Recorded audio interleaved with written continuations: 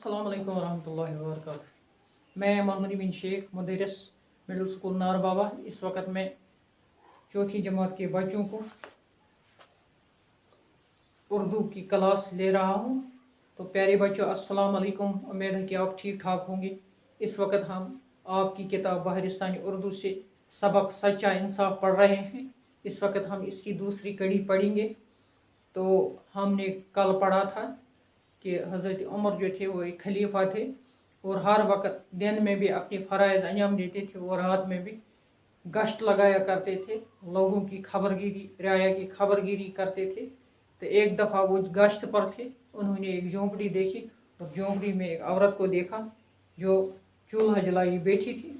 उसके बच्चे रो रहे थे, यानी जो औरत चूल्हा जलाई बैठी थी, चूल्हा जो उसने जलाया था तो बच्चे इसके सामने थे जो रो रहे थे, जो बिलक रहे थे, जो रो रहे थे। औरत इन्हें बहला रही है मगर वो किसी तरह खामोश नहीं होते।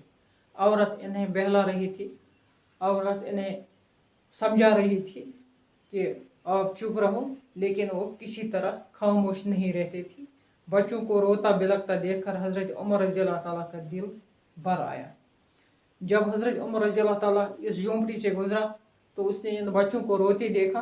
तो उनको रोता बिलकता देखकर हज़रत उमर रज़ियल्लाहु ताला का दिल भर आया और वो उसका दिल पसेज गया और वो इनके करीब गई। देर तक देखते रहे मगर आपकी समझ में ना आया।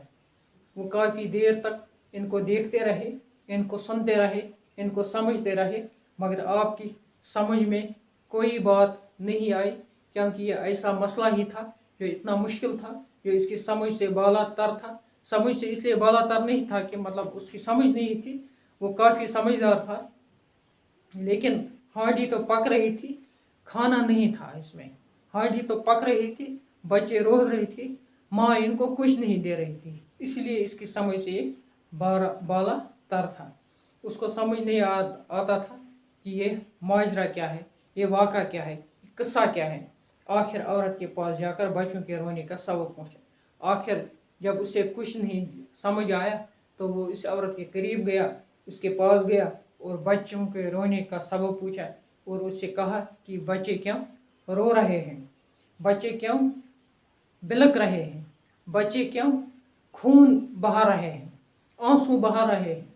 अगर आपकी हांडी चूल्हे पर चढ़ी है तो आप खाना इन्हें क्यों नहीं देते। उसने बताया कि बच्चे भूख के मारे बिलक रहे। उसने कहा कि बच्चे भूख की वजह से बिलक रहे, भूख की वजह से रो रहे हैं, क्योंकि इन्होंने कई दिन से कोई कुछ खाना नहीं खाया है, क्योंकि हम लोग गरीब हैं, हमारे पास कोई खाना नहीं है, इसलिए मैं इनको कोई खाना नहीं दे सकती। यही वजह है कि ये रो रहे हैं। इस वक्त भी मैं ये हांडी, ये पानी और कंकर इसमें है, ये चूल्हे पर रखी है, मैंने इनको तसल्ला देने के लिए, ताकि इनको नींद आ जाए और ये सो जाए। तो हज़रत उमर रज़ियल्लाहु ताला ने ये बातें सुनी।